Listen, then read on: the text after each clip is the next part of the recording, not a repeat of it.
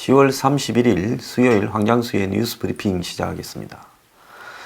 저희 밤에 전화했는데 사무실에 전화를 안 받더라 이런 분 계신데요. 저희들이 24시간 있을 수는 없습니다. 그래서 회원가입 전화를 남겨주시면 그냥 기록만 있어도 저희들이 다음날 전화를 드리도록 그렇게 하겠습니다. 해외에서 페이팔 가입하실 수 있나 물으시는 분이 있는데 가능합니다. 저희들이 그 페이팔로 이렇게 하는 부분에 대해서 잘 모르시는 분은 메일을 보내주시면 저희들이 곧바로 메일에 답을 해드리도록 그렇게 하겠습니다. 메일은 저희 블로그에 다 나와 있습니다. 그 다음에 곧 아마 저희 홈페이지가 열릴 건데요. 홈페이지가 열리게 되면 이제 회원가입이나 이런 부분도 홈페이지로 이렇게 남기면 되도록 그렇게 저희들이 추진하고 있습니다. 그 다음에 그냥 후원금을 낸다라는 분이 계신데 그 후원금은 법적으로 문제가 있을 수 있기 때문에 받지 않습니다.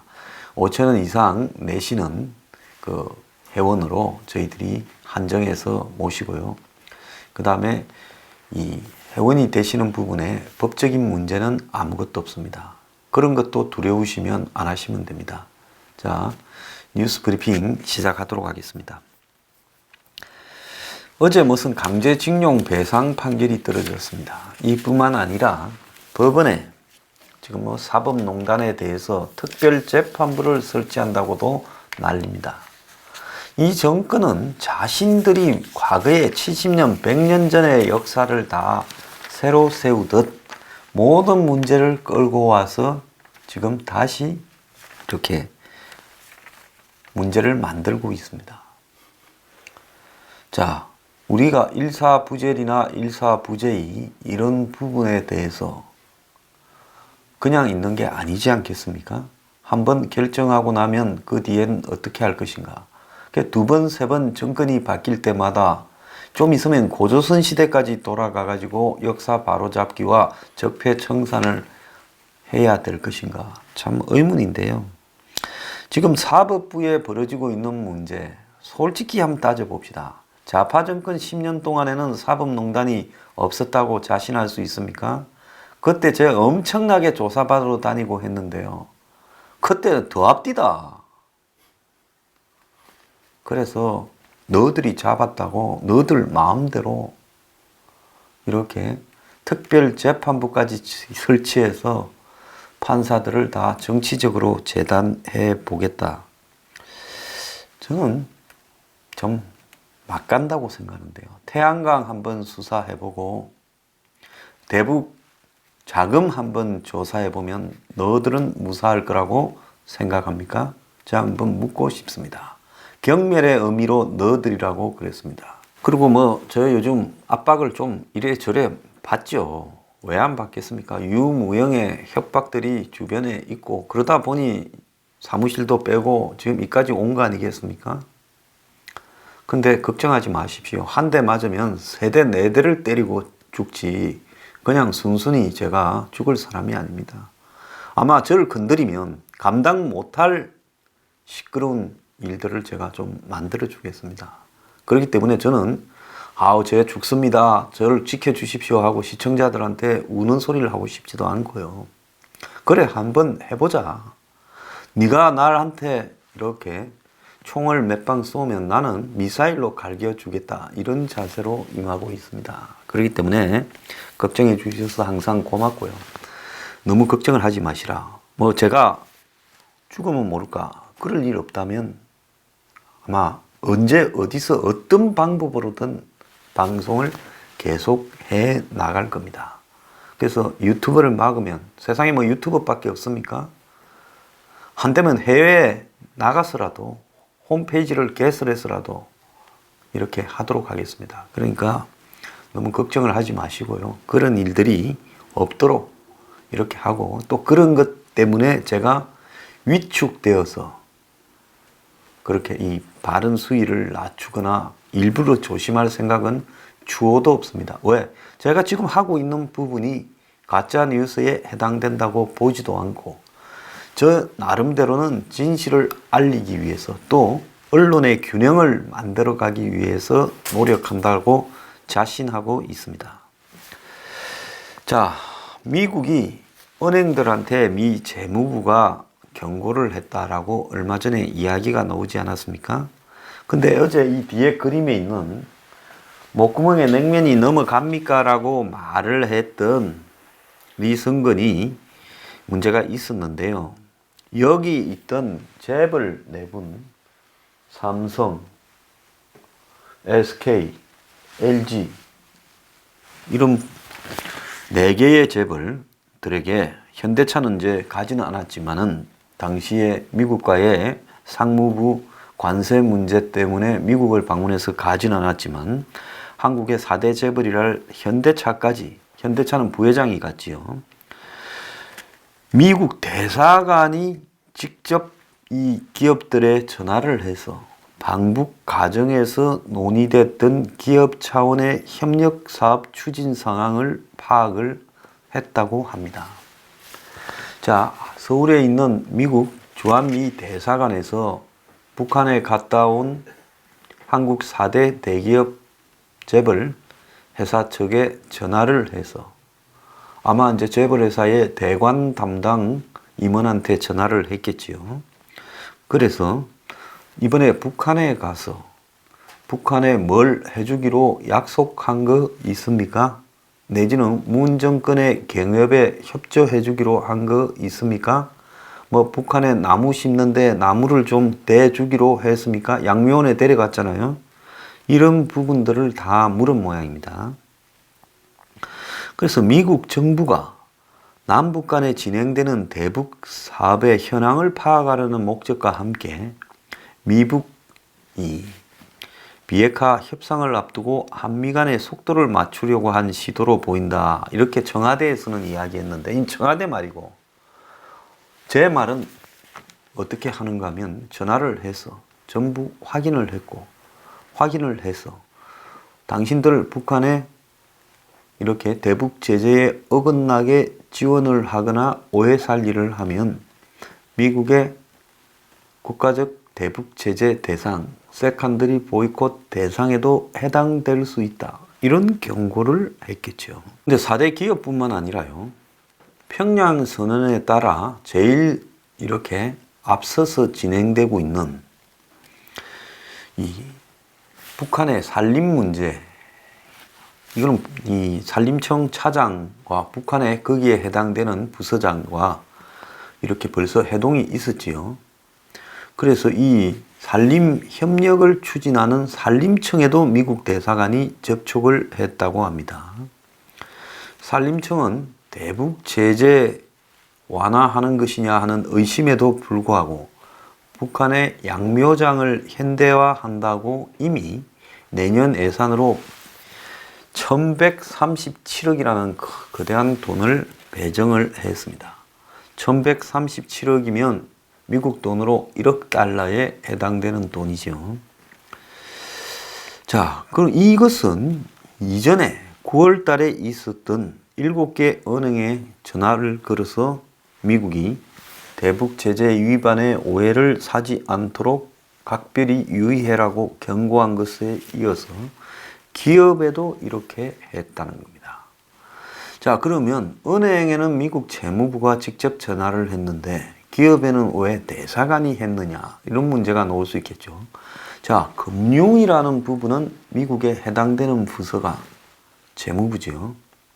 그런데 기업에 만약에 미국 재무부가 전화를 해서 그렇게 하게 되면 그는 굉장히 오해를 살 수 있겠죠. 그렇다고 기업에 미국 상무부가 전화를 해서 너네들 뭘 지원해 주기로 했느냐 묻기도 좀 어색할 겁니다. 왜? 한국의 대기업과 미국의 대기업끼리 서로 경쟁하는 부분도 있을 건데 거기에 상무부가 나섰다고 하면 대북 문제 때문에 이것은 미국이 북한 핑계를 대고 한국의 대기업을 탄압하려고 하는 거 아니냐, 이런 오해를 살 수 있겠죠. 그러니까 미국 정부에서 고민을 했을 겁니다. 여기에는 누가 전화를 하는 게 좋겠냐. 은행은 곧바로 미국 재무부하고 연결되니까 재무부에서 차관급이 나서서 이렇게 할 수 있지만 기업은 상무부가 나서면 오해를 받으니까 이건 국무부에서 하는 게 맞겠다. 자, 그런데 이 국무부는 브랜치를, 즉 지사를 대사관이라는 형태로 운영을 하니까 한국의 대사관에서 이 4개 기업에 전화를 하는 것이 자연스러울 것 같다. 이렇게 해석이 되면서 대사관에 있는, 제가 봤을 때 고위 간부가 이 4개 기업에 전화를 했을 거라고 지금 생각됩니다. 자, 이런 미국의 아주 꼼꼼한 압박은 이번에 비건이 와서 이렇게 한 2박 3일입니까? 휘젓고 다니면서 지금 한국의 요인들을 다 만나서 경고한 것과 일맥상통하는 부분인데요. 그 미국이 왜 한국 정부에다가 통보를 하면 될 건데 은행이나 기업들에 바로 하느냐? 좀 이게 무시한 거 아니냐? 내지는 한국 측에 이렇게 은행들하고 통화했다, 통보를 받았다, 이렇게 말을 했다 하더라도 굳이 직접 디렉트로 한국의 은행과 한국의 기업들에 전화를 한 부분은 그건 자연스러운 모습이라고 볼 수는 없습니다. 옛날 같으면, 한 20년 전 같으면 이 한국의 재정경제부, 재경부나 이런 데 전화를 해서 은행들이 북한 관련해서 조심하도록 좀 해줬으면 좋겠다. 내지는 한국의 산업통상부에 이야기를 해서 기업들이 좀 조심했으면 좋겠다. 이렇게 전달을 했겠죠. 그런데 이제는 정부가 앞장을 서서 은행을 목을 끼어서 끌고 가고, 정부가 앞장을 서서 4대 기업 총수를 비롯한 여러 기업 총수들을 북한으로 끌고 갑니다. 정부가. 그러니까 끌고 가는 정부가 중간에 있는데 그 정부에다가 미국이 이야기를 해본들 은행이나 기업들의 정부가 전달을 하겠느냐? 안 할 거라고 보죠. 그러니까 유일한 방법은 우리가 은행이나 기업들에 직접적으로 전화하는 방법밖에 없다. 이래서 직접적으로 접촉하는 부분을 지금 보이고 있는 겁니다. 즉 한국 정부가 주도해서 북한에다가 자꾸 은행이나 기업들을 갖다 붙여서 북한과 경협을 하게 만들고 투자를 하게 만들고 지원을 하게 만드니 이거는 한국 정부를 빼버리고 우리가 직접 그 당사자들하고 접촉해야 되겠다. 이렇게 지금 된 거죠. 자, 어제 제가 이 사실이 알려지기 전에 이런 말을 한 적이 있습니다. 한국 기업들도 은행들처럼 미국에서 연락이 한 통씩 이렇게 와가지고 그 핑계를 대고 지금 북한에 대한 투자, 공장, 건설 이런 쪽으로 내몰리고 있는 기업들이 우리는 미국에서 전화 받아서 그러면 죽인답니다. 절대 안 됩니다. 회사 문 닫기 전에는 안 됩니다. 이런 핑계거리가 있어야 될 거다 했는데 이제 미국 정부에서 한국 기업들한테 그런 통보를 한 게 드러났어요. 그래서 외견상으로는 관련 기업들이 당혹스러워하고 있다. 이런 반응이 나오고 있습니다. 속으로는 전화 와서 다행이다. 우리는 4대 기업 안에 들어가서 전화 받아서 다행이고 거기도 못 들어간 대기업들은 우리한테도 전화 좀 오지. 왜 우리한테는 전화를 안 하고 무시하나. 이런 입장일 거예요. 익명을 요구한 4대 기업 관계자는 미국으로부터 전화를 받은 것은 맞다. 하지만 구체적인 내용을 확인해 줄 수 없다는 점을 이해해 달라. 수출에 의존하는 기업의 입장에서는 미국의 요청을 거부할 수도, 그렇다고 한국 정부의 뜻을 거스를 수도 없지 않겠느냐. 그러면서 일부 기업은 혹시 모를 미국의 세컨더리 보이콧을 대비한 비상대책팀도 가동한 것으로 알고 있다. 자, 이 말은 한국 정부의 뜻을 거스를 수도 없지 않겠느냐. 그러면 여기에서 한국 정부의 뜻은 과연 뭐냐는 거죠. 무엇 때문에 이런 일이 벌어질 거라고 예측이 되었어요. 그때 기업 총수들을 데리고 간다 할 때 약점 많은 기업 총수들을 코를 끼워가지고 북한에 그냥 끌고 가서 던져놓고 북한이 뜯어먹도록 하는 거야. 이건 뭡니까? 한마디로 큰 소 한 마리를 이렇게 약점 하나 있다고 북한으로 강제적으로 코를 끼워서 끌고 가서 하이에나 떼 앞에 던져놓고 너 좀 뜯어먹혀라 하고 던져준 겁니다. 그런데 전부 기업 총수들이 사전에 제가 알기로는 가기 전에 이번에 정부에서 왜 데리고 가는 것 같으냐, 또 가서는 어떻게 행동해야 되느냐, 또 돈을 투자해라, 개업을 하라, 공장을 만들어라는 이야기가 나올 건데 그때는 좀 어떻게 해야 되냐, 또 수행원도 일부러 지금 안 데리고 전부 지 알아서 목에다가 표철 하나 걸고 지가 가방 들고 그렇게 방북을 하는데, 그런 부분에서 직접적으로 곧바로 이 기업 총수들한테 북한이나 정부의 압박이 들어올 수 있지 않겠냐. 그럼 총수쯤 되면 참모에 의존하는 부분이나 한 사람을 거쳐서 답하는 부분이 태어날 때부터 몸에 익은 사람들인데, 그러잖아요. 지금 4대 기업 총수라는 사람들이 대부분 다 금수저 물고 난 사람들이죠. 근데 이 사람들이 아무런 참모진도 없이 2박 3일간 완전히 혼자 노출되었을 때 저는 정권이나 북한이 그걸 노렸다고 봅니다. 어떤 행태로든지 1대1 접촉을 시도했을 거라고 보고 있어요. 그랬을 때 이 총수들은 어떻게 대응해야 되냐. 심지어 속옷도 이제 내가 갖고 갔다가 빨아가 입어야 되냐, 안 그러면 맥벌을 들고 가서 그때그때 갈아입어야 되냐, 이제 이런 고민들까지도 들었을 거예요. 돈은 얼마 갖고 가야 되냐, 돈 중에 캐시를 달러로 좀 갖고 가야 되냐, 그래 별도로 좀 전달해야 되냐, 이런 고민들이 전부 들었어요. 그래서 가해를 받은 걸로 알고 있습니다. 어떤 가해를 받아? 이런 국제 정세, 대북 정세에 좀 잘 아는 사람들한테 이렇게 좀 보자 해서 내가 가서 어떻게 말을 해야 되겠냐. 그래서 이번에 가서 보면 전부 코드를 맞춘 게 좀 바보같이 그냥 맹해지는, 공부 많이 했습니다, 많이 봤습니다, 잘 보겠습니다, 이런 상투적인 이야기만 하도록 아마 코치를 받았던 것 같아요. 그러니까 이 기업 총수들이 이번에 북한에 가서 사전 교육을 받고 갔으니 18일부터 19일 이럴 때 북한이 여러 가지 계기들을 만들었을 거예요. 저기 이재용 선생 저녁에 술 한잔 합시다, 이렇게 누가 북한의 실력자가 달라붙을 수도 있고, 구광모 선생 어디 따로 좀 봅시다, 이랬을 수도 있고, 여러 가지 이야기가 나왔을 수 있겠죠. 그랬을 때 전부 어떻게 해요? 미꾸라지처럼 요리조리 2박 3일간 물리면 안 된다, 피해 다녀야 된다. 그렇다고 너무 노골적으로 피하면 또 저쪽에서 벼락이 떨어질 거다. 북한에서 벼락 떨어지면 또 한국 정권에서 너 또 왜 좀 뜯겨주지, 벼락이 떨어지도록 하냐, 너 정신 안 차릴래?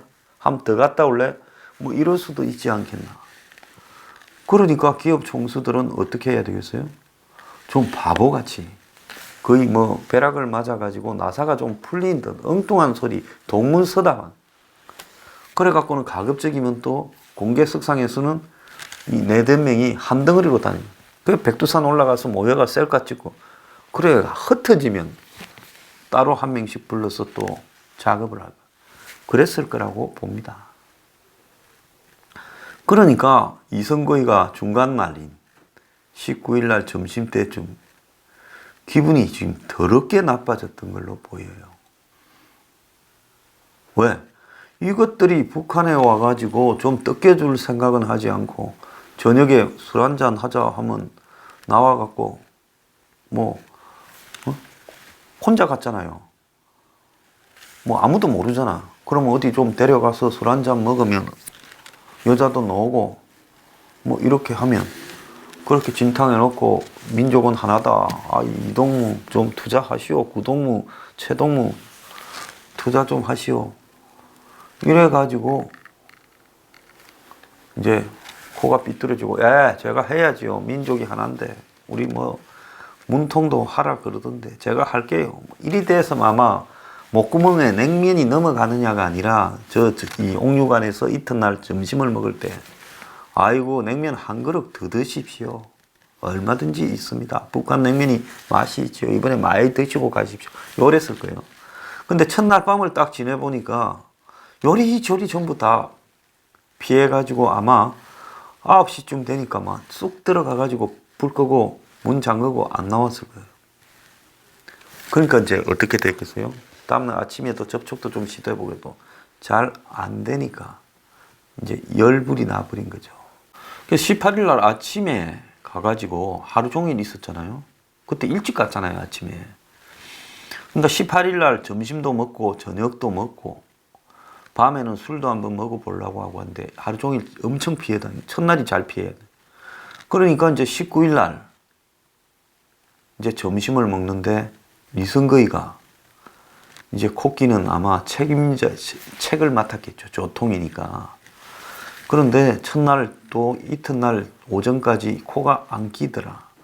그러니까 이제 기분이 아주 나빠져가지고 목구멍에 냉면이 넘어갑니까? 그 이제 냉면 먹고 나면 오후 일정 마치고 이제 그날 이튿날 밤 지나면 백두산 간다고 다 가버릴 거 아니에요. 그러니까 그날 점심때쯤 경고를 한번 해놔야, 겁을 줘놔야 중간 날 19일 날 오후나 밤에 마지막으로 코를 한번 더 끼는 거지. 그러니까 딱 중간쯤에 하루 반을 겪어보니까 이 미꾸라지 같은 뱀장어 같은 뺀질이들이 요리조리 피해 다닌다. 너희들 뭐 교육을 받고 온 것 같은데 목구멍에 냉면 넘어가냐 하고 이제 해놓고는 겁주놓고 그날 밤에 또 한번 땡겨보려고 했을 거다. 그래가 백두산에 갔을 때 이 재벌 총수들이 저들끼리 셀카를 찍었는데 아주 홀가분한 표정이었잖아요. 왜? 이제 뜯어먹으러 쫓아다니는 데서 거의 빠져나왔다. 이런 거라고 저는 보고 있습니다. 그래도 완전히 맨입에 하지는 못했을 거라고 저는 봅니다. 뭘 북한에 지원을 해준다라기보다 어쨌든 이런저런 형태로 성의들을 표신하지 않게 조금씩은 했겠죠. 완전히 맨입으로 아무것도 안 하고 그냥 갔다 왔다? 그러면 그 데리고 간 사람도 바보고 북한도 그거는 흔일한 거죠. 그래서 미국이 이제 오자마자 전화를 걸어가지고 뭐 해주기로 했냐고 또 묻는 겁니다. 이러니 이제 이 사람들도 죽을 지경인 거죠. 설사 약속을 해준 게 있다 하더라도 완전히 지금부터는 그냥 먹고 땅 해버리고 입 닫아야 되는 거예요. 그리고 다시 북한에 가자 하면 이제 차라리 뭐 탈세나 횡령으로 집어넣어라. 난 못 가겠다고 나자빠져야 된다. 이제 여기서 자꾸 다니기 시작하면 심각한 일이 좀 벌어질 수도 있다는 겁니다. 자, 그래서 경제단체 관계자는 4대 기업뿐만 아니라 방북했던 기업들이 미 대사관이 순차적으로 연락을 하고 있는 걸로 안다. 그래서 얼마 전에 23일입니까? 10월 23일입니까? 저녁에 7시에 평양에 방북단 했던 사람들, 특별수행원들 밥을 한번 먹자. 무슨 뭐 경제 공부 모임을 문정인이 주도로 한다. 처음에 공부 모임이랬죠. 무슨 재벌 총수들이 문정인이한테 가서 경제 공부를 합니까? 그래서 대부분의 주요 대기업 총수는 안 오고 좀 이 끝발 없는 사람이나 좀 비중 떨어지는 사람, 기업인 몇 명만 가고 나머진 정치인들 이래가지고 그 23일 7시부터 2시간 한정식 집에서 북한에 갔다 온 소회를 나누는 이야기를 했다 그러죠. 자, 지금 기업인들이 이런 식으로 경고를 받았는데 문정인이가 이렇게 경제 모임, 공부 모임 하자 하면 그 뭐 했어요? 북한과 관련된 경제 공부 모임이라는 거는 북한에다가 돈을 어떻게 투자할지 견적서 좀 쓰자라는 이야기로 받아들일 수 있지 않겠습니까? 자, 그래서 지금 미국이 4대 기업뿐만 아니라 순차적으로 기업들에 연락을 하고 방북한 기업, 그 다음에 구체적으로 대북 사업 프로젝트가 진행되고 있거나 가능성이 있는 곳이 우선 접촉 대상이라는 거예요. 자, 원산에 이 갈마 비행장 있는 주변에다가 명사심리 일대 또 거기 원산에 디산 스키장 등을 개발하겠다 하니 관광 개발 투자를 할 회사, 또 과거에 삼성과 LG가 평양에서 TV 공장 등을 했는데 그 사람들 보고 다시 열어라 했냐 이런 문제, 또 SK는 호텔도 있고 이런 거 잘 하니까 SK가 북한의 원산에 좀 투자하냐 안 그러면 통신 사업에 투자하냐 이런 거를 쭉 물었을 거라고 봅니다. 그리고 현대차가 북한의 자동차 회사를 만드는데 좀 도와주는 일이 있냐 이런 것들을 집요하게 미국이 지금 체크하고 있을 거라고 봅니다. 이러다 보니 그때 이제 갔던 경제인이 17명이에요. 그래서 북한은 현재 27곳의 경제 특구를 추진하고 있습니다. 중앙에 5개, 지방에 22개. 그래서 국내 대기업으로 하여금 여기에 투자를 해라. 또 심지어 IMF까지 가입시켜주면 IMF에서 좀 투자를 해달라. 이런 걸 지금 하려고 하죠. 그리고 산업은행장이라고 이동거리. 난 이 사람 좀 정신 나간 사람이라고 봅니다. 북한에 가서 뭘 했어요? 정부 돈은 다 우리가 이렇게 갖고 있다. 이런 식으로 이야기를 하지 않았습니까? 자, 아니나 다를까 북한은 방북대 기업인들에게 조속한 투자를 종용했다고 지금 알려지고 있어요. 익명을 요구한 한 재계인사는 북측이 계속 정주영 회장은 안 그랬는데 라고 말하면서 적극적으로 투자 결정을 하라고 압박을 한 걸로 전해지고 있습니다.